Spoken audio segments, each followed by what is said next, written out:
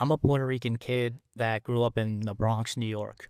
And I found endurance sports in my late 20s.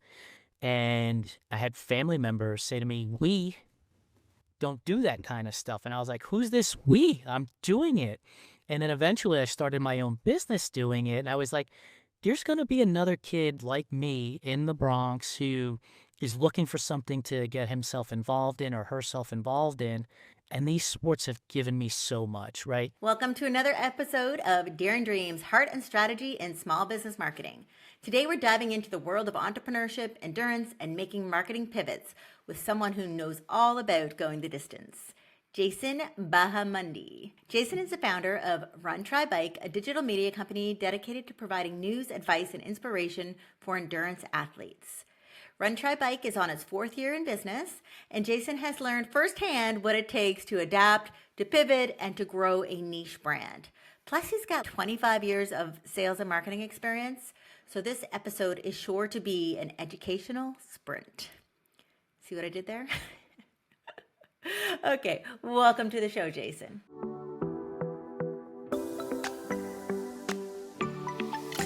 Thanks for having me on. Every day is a new lesson that we learn in the world of entrepreneurialism for sure. You are telling me. So why don't we start from the beginning? Why don't you tell us about Run Try Bike and how it came to be? Because I absolutely love, and so does our listeners, a really good entrepreneurial story. Yeah, absolutely. So we're born out of the pandemic. It was October 2020. I was working for a company called Travel Host. And as you can imagine, with the word travel in your name, during a pandemic, it's not really good for business. We had great corporate offices, floor to ceiling windows overlooking a lake, the way corporate America looks in Hollywood, right? That's what we had. Pandemic hits. My mentor and the owner of Travel Host decides to give it a go, but he's got to get rid of basically all of the staff except for a couple of people, including myself. We moved from these palatial offices to what amounts to the basement of the Mexican Chamber of Commerce in Irving, Texas. All of these things are happening around us, government entity conversations and everything. And there's just the three of us trying to figure out how to keep his company afloat. And then one day he gets a phone call and he hands me the phone and he says, "I think it's for you." It turned out to be that the widow of the owner of Texas Runner and Triathlete magazine was looking to sell the business. Her husband had recently passed and she was like, "I got to get rid of this. I don't know anything about it." And I said to her, "Well, what are you selling?" And we went back and forth for a couple of negotiations. The offer and the assets in the offer were nowhere near what I valued them at. And we got off the phone very politely, and I looked at my mentor and I said to him, "I don't need to have purchased that company. I can start this all on my own." It was as if lightning struck me. Having been an athlete in the endurance sports space at that time for 12 or 13 years, I knew the ins and outs of racing triathlon and ultras, and I had been telling my story and helping others tell their stories, and I just thought, let's go for it. And I reached out to a few people, got their thoughts and ideas, and just started putting pen to paper. My background, as you mentioned, was in sales and marketing, so I knew how to pick up the phone and call potential advertisers. I worked in putting together magazines, so I knew that part of it all.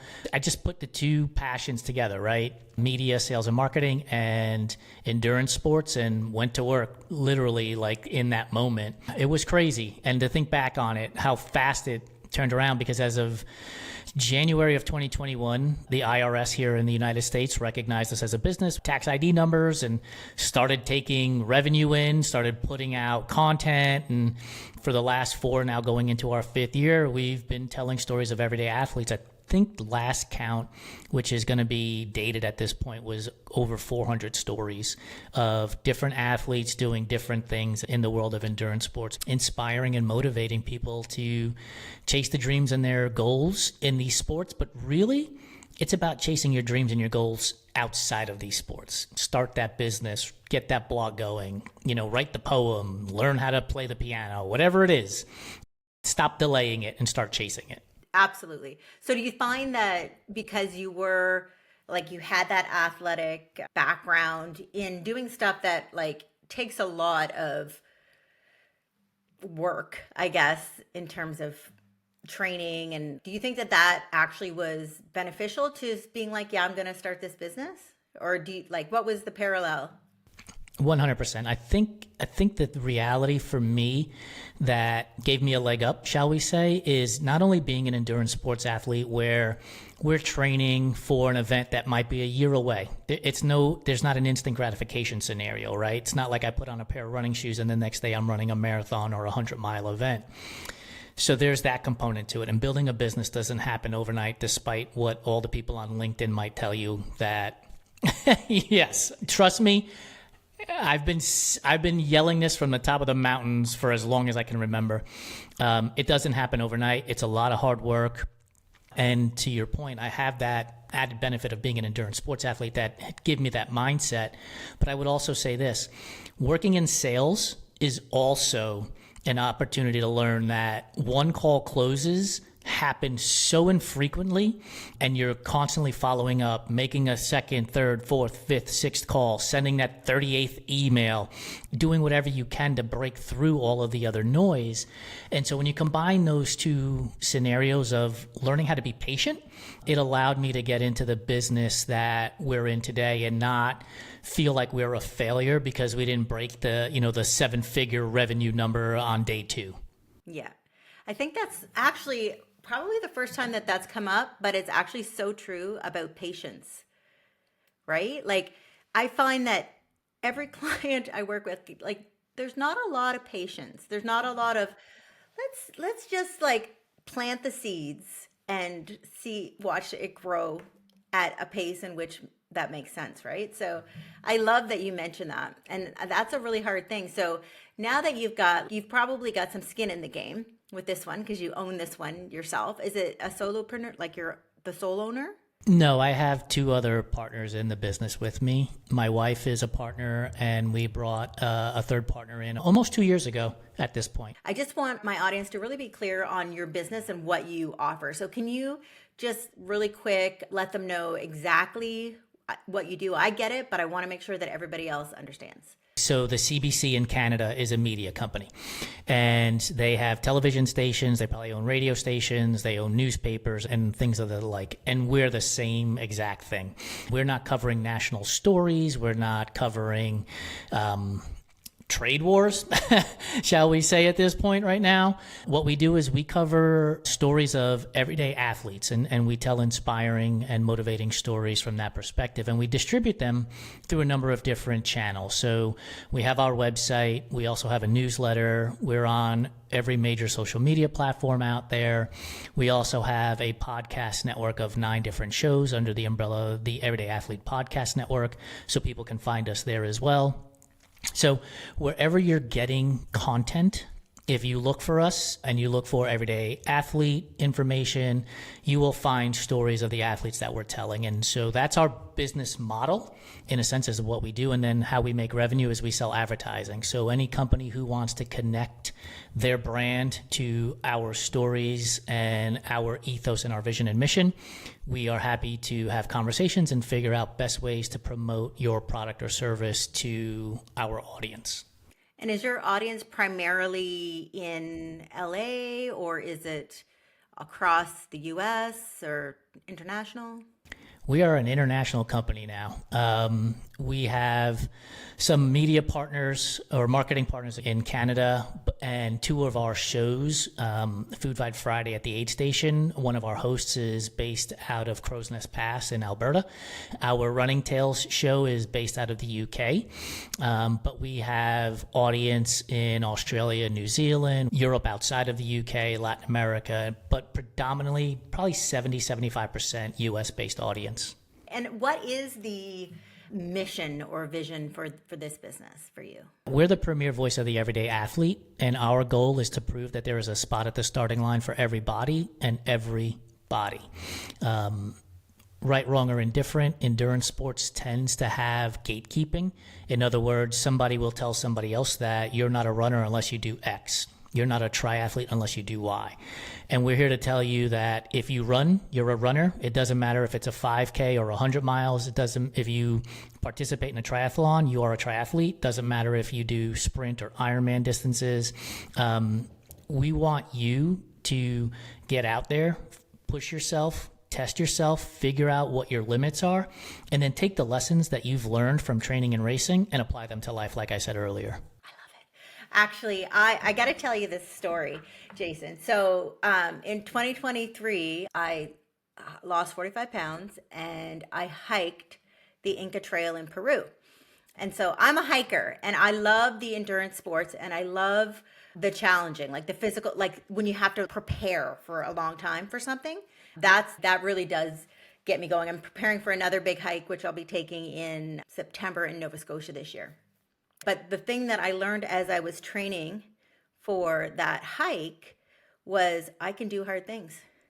Like like I documented it. And so if anybody watched me on Instagram at that time, I was huffing and puffing. And then it just hit me. I'm like, oh my gosh, I can literally do anything. Like if I can do this with the body that I started with and then do the hike and be leading the pack on the hike, I can literally do anything. So I 100% believe in your mission. I think once people can turn that switch on, they're like, there's no stopping them. I appreciate the fact that you talked about being out there documenting it and huffing and puffing, because that is a vulnerable moment, right? Showing the public who you are, the struggles that you're going through, that it's not easy. That is a turning point in which you can then say, I can start this business. I've done that. I can do this thing. I can start my podcast. I can do, because I've already done that. I think what happens is we get so protective of ourselves that we don't want to, we're worried about criticism coming in. So we don't show our vulnerability. We don't let people in. But the reality is when you let people in, you find more support than you do haters. And once you have that support, you start to build on that. You start to grow and you start to realize this is a mantra we use at our company often. Failure isn't terminal. It's the building block to success. So go out and try something. If it works, awesome. Learn from it. If it doesn't work, awesome. Learn from it and do it better the next time. Like I also have this real long history with fear of failure. In fact, I start a lot of the workshops that I do with I'm recovering from FOF, which is fear of failure. And so I love that I'm starting to grasp that myself. And I'm 47 years old, but that's a hard lesson for me to be like, it's okay. It's okay not to be the best or not to be as successful in something as I want it to be. And I think that that's also entrepreneurship. Not everything's a win. But everything is a lesson. So tell me, you had mentioned to me before we started chatting today that you had some pivots and you had to adapt and you had some changes over the 4 years. Tell me about maybe the biggest pivot that you had to make and why you had to do it. We were an actual physical print magazine when we started. We were literally printing a magazine. I have a background having worked for the Dallas Morning News and for Travel Host that I mentioned earlier. So my background is in what we'd call old media, right? Old school media. And we started printing a magazine and we did that for almost the first 2 full years of our existence. Most people go, printing must be so expensive. The reality is printing was cheap in comparison to the shipping of the magazine. The idea was we were going to sell subscriptions, and that would be a revenue stream for us. Selling print magazines back then wasn't really easy.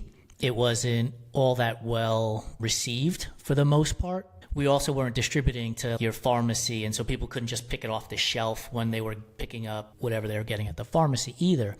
And so we had to sell subscriptions. And after about 2 years, the cost of shipping that magazine all across the United States became so prohibitive. And I remember thinking to myself, what are our advertisers going to think if we go from a print magazine that they have bought into, that I've sold them on, to now a digital only magazine, right? How are they going to respond? And so I was nervous, but in order for the company to be here in 2025, we had to make that change, had to make that pivot. Otherwise, we would have gone out of business. And I say that without any doubt. And I reached out to our advertisers, and not a single one of them was upset at the idea. They welcomed it. They were like, oh, so then we can do X or Y or Z instead of A, B, or C, right? So they could implement video into the digital magazine that we couldn't do in a print magazine, right? They had opportunities to extend their brand beyond just the ink on paper platform that we had. That was a big pivot. But once we made that pivot, we were able to then grow the business in a lot of other ways because of the money we were now saving on shipping of that magazine all over the place. It was a blessing in disguise for our business bottom line, as well as the expansion of the distribution of our stories through different platforms. So I want to kind of explain to the audience, and of course, some of you already know, but one of the ways that I talk about in terms of being able to stand out and differentiating your brand is, of course, going niching down. And so this is super niche. So can you tell me from your experience, like, how do you market a niche brand like that? Like, what is your kind of go-to marketing strategies in terms of basically what's your go-to for marketing niche? I will tell every entrepreneur or entrepreneur to be in your audience, go get Simon Sinek's book, Start With Why. That has become my Bible, for lack of a better phrase, in the business world, because he talks about people don't buy what you do, they buy why you do it. And we developed our why, like I said earlier, which was to prove that there was a spot at the starting line for everybody and everybody. And then we adopted the tagline, the premier voice of the everyday athlete, to coincide with that thinking. And then, honestly, Hayley, just get bored with saying it. Like, we say it so many times that we get bored of hearing ourselves say it, but it resonates with people. Once you start hearing it coming back to you, that's when you know you've hit something good, right? So today we get direct messages from people in our audience. We get brands that are saying, hey, how do we become a part of the everyday athlete community? We get people thanking us for putting together something that is for everybody and everybody. They're mirroring it back to us. And it just starts with getting bored with your own self, in all honesty, right? It's the wash, rinse, repeat. You don't have to keep reinventing the wheel, but what you do have to do is keep talking about yourself and using the same verbiage in a way, right? Come up with different variations of the same phrasing. And then when you hear it coming back at you, you've got a home run. Now you've got people listening to you. They're part of your brand. They're part of your product and service. They're part of your community, and they want to help you out. That actually was the best advice that I was given very early in my marketing career, was exactly that. If you are not bored of what you're saying, you are doing it wrong. So many small businesses make that mistake. They're like kind of all over the place in terms of that didn't stick, this will stick, that didn't stick, this will stick. And it's like, you got to let something stick. But you can't be all things to all people. We sell advertising, and I've been selling advertising for 30 years now. When a new client or a prospect, I start talking to them, and I ask them who their target audience is, and they say, everybody wants my product or service. I ask them, how many commas are in your budget? And they're like, what do you mean? I go, well, the way you talk to an 18 to 24-year-old is different than the way you talk to a 65-year-old. The way you talk to a person with a PhD is different than the way you talk to somebody with a high school diploma. The way you talk to a person who makes $200,000 is different than the way you talk to somebody who makes $25,000, right? And if everybody wants your product, you have to have messaging for all of these people. And now all of a sudden, you're spending money hand over fist. So to your point, niche down as much as possible and then amplify your voice, because you're just saying the same thing over and over again to that same exact person over and over again. And it sticks and it gets much easier, and you can watch your business grow all along the way because you boiled it down to something that was easy to talk to, that persona. Define the target market, create a persona, and then just talk to that persona every single time. Here's a public service announcement. If you would like help with your persona, I have the Buyer Persona course. Go check it out on my website. I was not paid for that lead. Yeah, that was not planned, but it's so true. I tell my clients, I work one-on-one with some clients, and I won't work one-on-one with them if they won't actually build a buyer persona. If they won't do the research and build the persona, then the marketing won't be effective. And I don't want to do marketing that's not effective. Everybody wants their business to be successful. We want to make enough money that we are bank account stable and time wealthy, as opposed to being bank account wealthy and time poor. Meaning, I want to be able to go do things outside of running my business, right? And so we want to work with companies who want to work with us, not companies who want to just lease our audience, for lack of a better phrase. We want to work with companies who buy into our vision and mission because they have their own vision and mission that matches ours. They've defined their target audience. They've defined their persona, because now our jobs are easier. If they're all over the place like we were, and no matter what amount of money they pay us, we're going to be frustrated with them, and they're going to be frustrated with us, because nothing's going to work. And they're going to change their messaging, and it's going to be like, look, we just put in all these hours to create ad copy and imagery and videos and conversations, and now you want to do something different because you didn't think it stuck the first time. And that gets really, really difficult to do. And as a young entrepreneur, as a young business, let's say, you want sales, you want revenue. And so you may take a deal, and within days, weeks, months, you realize this is bad. And you, as the owner of the business, can fire a client. Like, that's okay to do, you know? Give yourself the freedom to say, look, this isn't working for us. I know it's not working for you either.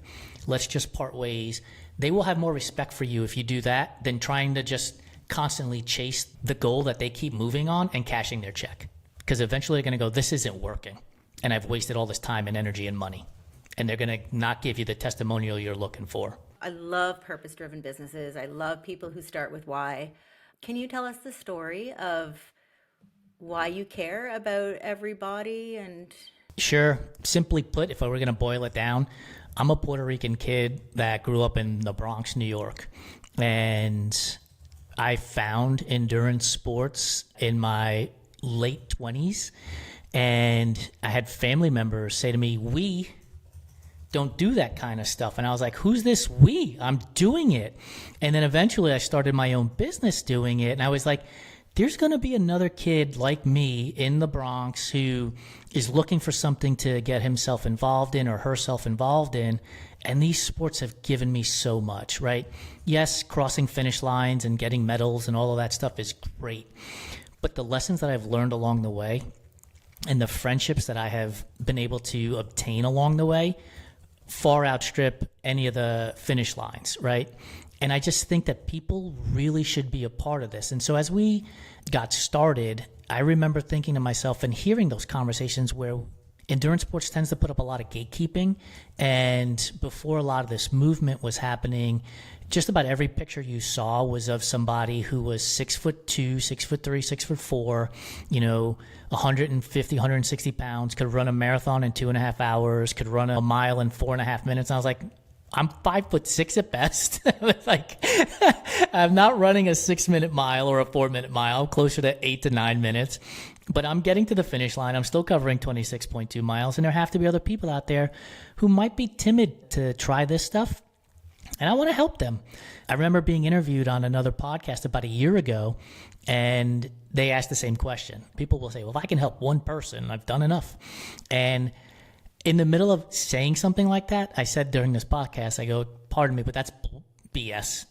If I can help 1 million people, I'll be happy. Like, I don't want to stop at one person. I want to be able to help, 1 million people, millions of people recognize that they can do more than they think that they can do. And again, this is not just in endurance sports. This is in life. I love the way you think. It's very similar to the way I think. I love it. Okay, so tell me, what are the biggest lessons that you've learned as an entrepreneur? The biggest one is you got to take chances. You really have to take chances on the thing that you believe is right. Look, we live in a world where copy paste is everywhere. I read this article late last year in 2024 that said the top 10 movies are da-da-da-da-da-da. And it said a year ago, at the end of 2023, the top 10 movies were da-da-da-da-da. And 7 or 8 of the same titles, even like part 2, right? How awful is this? We are not using our brain. We're not being creative. We're just chasing the almighty dollar in that scenario to literally copy paste this action hero movie into the same action hero movie with part 2. That's boring to me. Like, honestly, that is boring. Take a chance. Do something different than what others are doing, and find your audience and nurture your audience and grow your audience, as opposed to doing what the next person just did. I will challenge you to do this, Hayley, and I'll challenge your audience. Next time you're literally scrolling on the phone, just look at how many posts are exactly the same and how bored you get with it before you know it. Go on LinkedIn. And I love to pick on LinkedIn because it is a lot of the same copy paste when we see 7 steps to your first $1 million, 7 steps to your first 500 clients. And it's like, if you all have the same 7 steps, why don't we all have millions of dollars? Why don't we all have 500, clients? But we don't, because it's not the same. And clients are bored of reading that same exact thing, that they don't know who's different. Nobody stands out anymore. So I challenge you, take a risk, stand out, be different. So what have you guys done that you would say was kind of the riskiest, biggest chance for this particular business? Starting our Everyday Athlete Podcast Network. If we rewind, I'd go back to the very beginning when we decided that while the stories would be easier to get from people that were finishing, top 3 at a particular marathon or a particular triathlon, because those athletes are looking for endorsements and they're happy to chat and share that information, we went the other way. I wanted to talk to the person who came in dead last. But that conversation was really hard to get because that person wouldn't want to share their story because of embarrassment of being in last place. So getting those stories initially was really difficult, building up the trust that people could say to themselves, I trust Jason and Lori and Ohm to tell my story on their platform. And that was, at the beginning. And then after a couple of years, when we launched the Everyday Athlete Podcast Network, it became a scenario in which we wanted to do our podcast our way.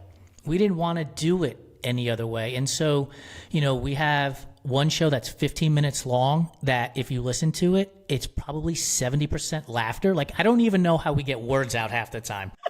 I love, that's a good one. People need laughter in their life. Yeah, it's fantastic. We have other shows that are Q&A like this, and they're great, and they bring people out, and they get information out. But then we have another show called Fiery Embers, which is about 30 minutes, and it's ridiculous questions. Do you think you can run faster than a warthog? And just stuff like that. Because one of the things is, right, you have a podcast, Hayley, but you're not just a podcaster. Right? You have other facets of your life that are just as interesting as being a podcast host. We all do. And so we want to bring that out, but it was difficult at first. And sometimes it's still difficult today for people to understand when they go to the Everyday Athlete Podcast Network, it's not going to just be Q&As. They're going to get hit with a conversation about warthogs. They're going to get hit with a conversation about would you eat chocolate crickets, things like that. And they, and they start to tie the dots together and seeing oh, these guys are having fun. and yes, we are. We're having fun. We always say we're not going to win Pulitzer Prizes, right? Our in-depth journalistic credentials don't exist. We just want to have fun and smile and laugh. And we even do that during our Q&As, right? So I would say those two would be the things that have been the hardest for us to deal with over the course of our 4+ years in business. Yeah, it is hard to step outside the box sometimes, but when you know it's right, you know it's right. And I think that people just have to trust that little voice that's just do it. I've got a new podcast coming out that's just going to be me, and it's going to be called Unfiltered and On Purpose. And it's literally going to be just my thoughts on what's going on in the entrepreneurial world. So I'm really excited about it, but also I'm nervous about it because some things people aren't going to like, right? The number of people that don't like it will also be replaced by the people who do like it, right? We don't live in a zero-sum game world where everybody likes something or everybody doesn't like something. And these are conversations we have a lot too, which is you're going to make people angry one way or the other. So do it your way. Right? If you're trying to write a story for an audience, there's going to be a portion of the audience that isn't going to like it. You're not writing for the thing that inspires you and brings you happiness and allows your words to tell the story the way you want to because you're trying to write for somebody else. And honestly, that's a waste of time. Do the thing that feels right. Do the thing that makes you happy and makes you smile because that will resonate with your people. Again, I've been in sales for 30 years. I've taken the courses, I've been part of these mastermind groups and all of these things, and they're always ask these types of questions and do these types of things. And it becomes very robotic. But when I'm in a sales call, I want to know what my client's personality is. I want to know what makes them tick. I want to know what makes them smile. I want to know how they have fun. And the reason why I want to know that stuff is so that when something pops up on my feed or I get a newsletter article about it that fits them, I could send them something that's not salesy. hey, Hayley, I saw this article about hiking on the PCT. You mentioned that you were a hiker when we talked in the podcast. I hope you enjoy this article. I hope life is well. Let me know how I can help you. Done, right? That's connection. And they'll remember that the next time they need something and they're like, oh, Jason can help me with X because he has done A, B, and C. And I think if we can start looking at what we really enjoy doing, we will bring more people in than we push people away. Oh, I absolutely agree. Last year, I was feeling kind of uninspired, I guess. And so I was like, I need somebody to tell me what to do. Even though I literally tell people what to do for a living. That's what I do in this area. And so I hired this company to help me. And then we decided we were going to do some ads, and they were teaching me how to do sales. And I'm a marketer. So I've never done a sales call ever. So I just market, and then people think they want to work with me. And then I talk to them, and that's the way it is. And so I was like, no, I'm going to try this new thing. It was the worst experience.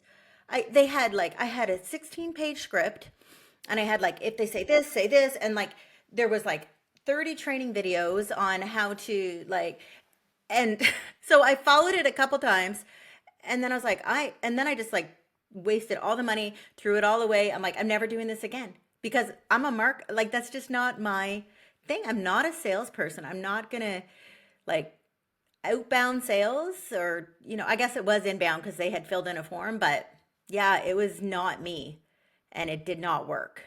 When it's all said and done, right, people want to do business with people. And if you're robotic in your responses and you're robotic in how you engage them in conversation, it's no longer people doing business with people. It feels like you're talking to a chatbot on a website. And we all get frustrated with that chatbot on the website because it never answers our questions properly. How many times have you yelled at Siri, like, that's not what I wanted? That would be the same thing if we answered questions robotically because, oh, wait a minute, you answered this. I got to flip to page 12 of my sales script and find the answer that matches that. Like, that is unnatural. It's not fun for you or for the client. Yeah. And I also think as the founder of the business, that's just even worse, right? Because you just lose all credibility because you're not actually talking from your intellect or your heart. You're just following something. As the founder of a business, I just think I can't even believe I went down that path, but I got sold on. People love selling to me because I'm not as easy now, so don't try to sell to me, everybody. But like, I really do. Like, I'm a yes person. Like, do you want to go learn to salsa dance? Yes. Do you want to go hike a 5-day hike and go to the bathroom in a hole? Yes. I'm a yes person. And so when people call me, they're like, oh, I got her. And anyways, they did. It wasn't the best. But I do want to bring you back to, you were talking about LinkedIn. And I want to bring you back to that and get your thoughts on this. So one of the things on LinkedIn that drives me crazy is the salespeople who reach out assuming that I want them to get me a bunch of leads that I'm going to then have to have sales calls with, right?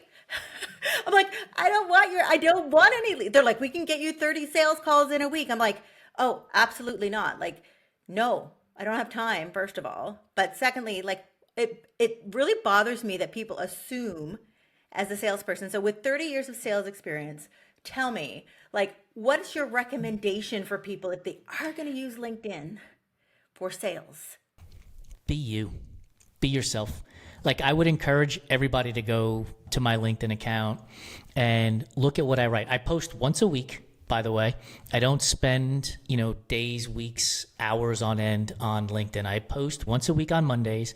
I do go there on a regular basis to see what other people are talking about. And I comment with intentionality, meaning I don't just read a post and be like, great job, thumbs up. I read the post and I comment on the post. And sometimes that means I comment on one post in a week. And sometimes that means I comment on one post per day. And I'm okay with that. I don't need to spend my entire day on LinkedIn. And so I say that because the more genuine you are, the more apt you are to attract the kind of person you want to work with. Plain and simple, right? Because people can cut through the BS. People can see through the BS. And so if you open up with like an alarm emoji and 7 ways to hack your way to success with an alarm emoji, following that, I'm scrolling right past you. I'm done. I'm not interested. Don't care what you have to sell because I don't find that that's going to be genuine. But if I come across a post that reads genuine, such as, I had this failure, now I'm interested because you're being vulnerable, you're being open, and you're being honest with what has transpired in your daily business life. And I'm interested because I'm going to learn something as well. People see that, right? And they start connecting the dots and they come check you out. And that to me is how you should leverage LinkedIn. But I would say this is how you should leverage all of the social media platforms, right? We have a rule, quote unquote rule in our company: comment with intentionality. Otherwise, you could just hit the heart a bunch of times and move on. And that's a waste of time in my opinion. And so I think if you are able to comment with intentionality, you will see the information again coming back at you. People wanting to work with you and connect with you. Just earlier, or late last week, I should say, I got an email that said, Jason, please meet X. X, please meet Jason. Jason is one of the greatest connectors I've ever met, and all these other things. And I was beaming with pride, right? It wasn't Jason is a great salesperson and Jason is the best marketer and Jason has the best ideas. It was, he's a great connector. If you need something, ask him for it. He probably has somebody in his network he can connect you to. That was everything for me. Because again, it's the patient game. This person connect to this person connect to this person. Before you know it, I'm talking to somebody in the UK about being an advertiser on one of our podcasts. That's awesome. I love how patient you are. I'm not going to lie, I'm not as patient as you. I want people to be patient though. I'm so impatient that I literally set like alarms all day long so that I move from task to task so that I don't spend too much time on one thing. I'll have to set an alarm and do some LinkedIn answering, I guess, because I do put just the hearts, Can I ask you, when I say the word perspective, what comes to mind for you? The ability to look at things from different angles.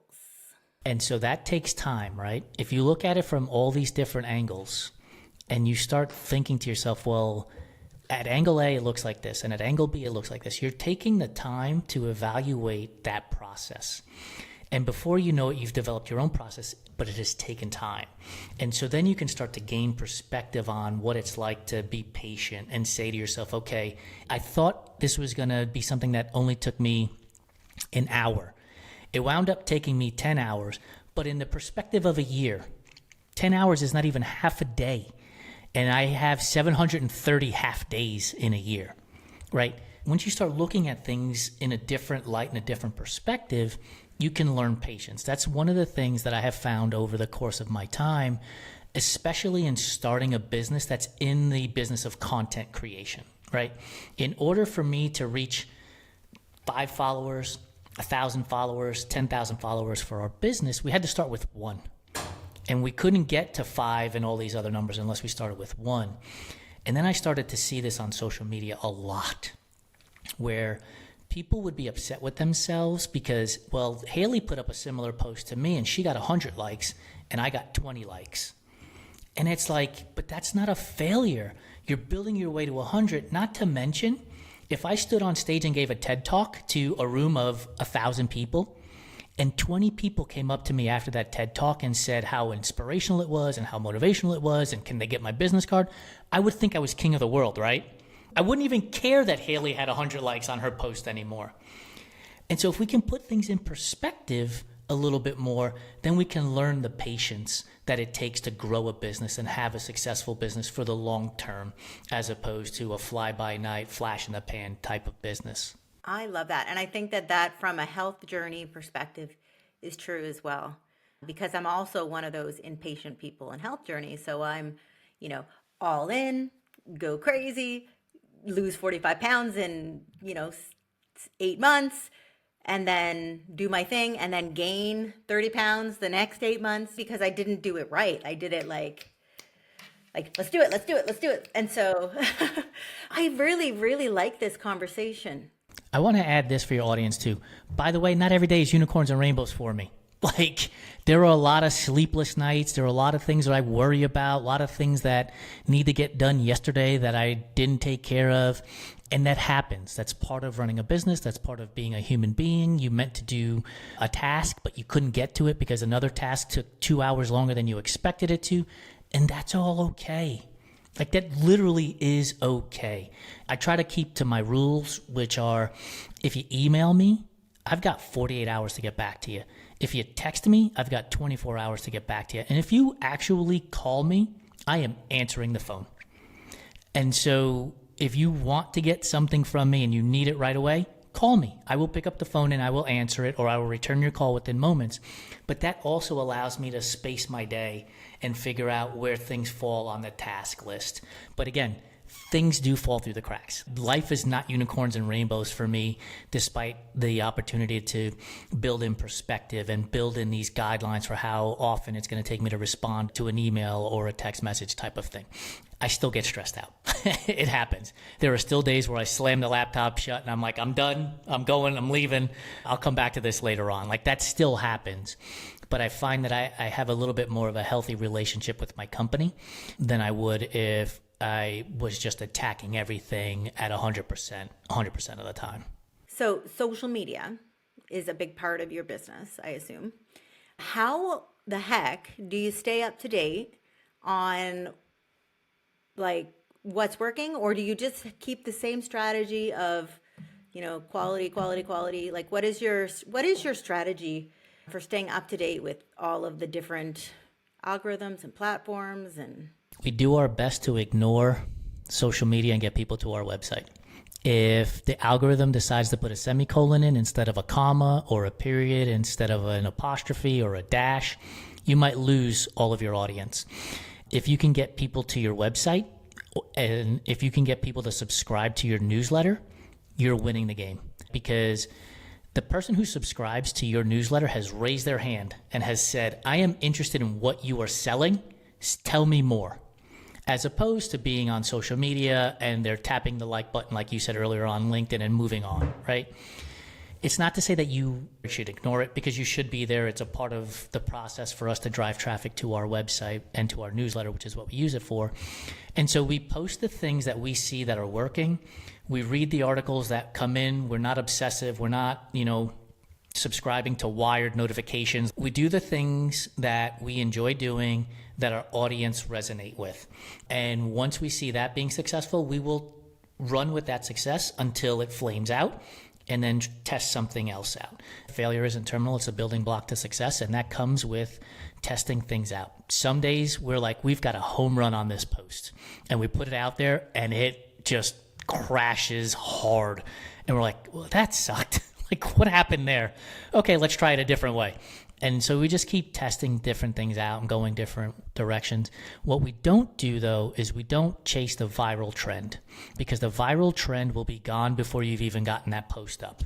And with a 3-man operation, we can't possibly be in on all of the viral trends that are going to take place. So we do the things that resonate with us, that make us smile and laugh, that our audience is appreciative of, and more important, and actually comments back to us. Our whole goal is to get engagement. And so if people are commenting back to us, then we know we've got something on our hands, and we're going to use that on a repeated basis. I think that's all the questions I had. I have loved this conversation. Just like the patience thing, the perspectives thing, like really, really good information. Okay, so how can people find you? I'm definitely going to be following you because I love endurance. I'm built for endurance sports. So I will be following, and I want to hear about the person who came in last. I do. If nothing, we are consistent at Run Try Mag, RUNTRIMAG.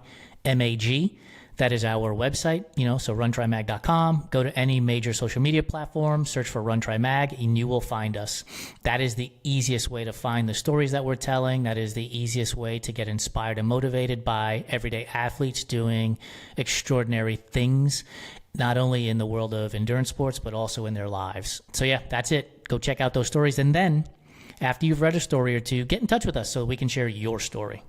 Before we go, what's your next sporting event, endurance? What's your plan? What's your next one? Yeah, so in October, as a company, we're going to be racing the Javelina 100 in Phoenix, Arizona. It's a 100-mile trail run in the McDowell Mountains, super popular in the ultra trail running scene, and our 3 business partners will be taking on that challenge as sort of a company event. Oh, love.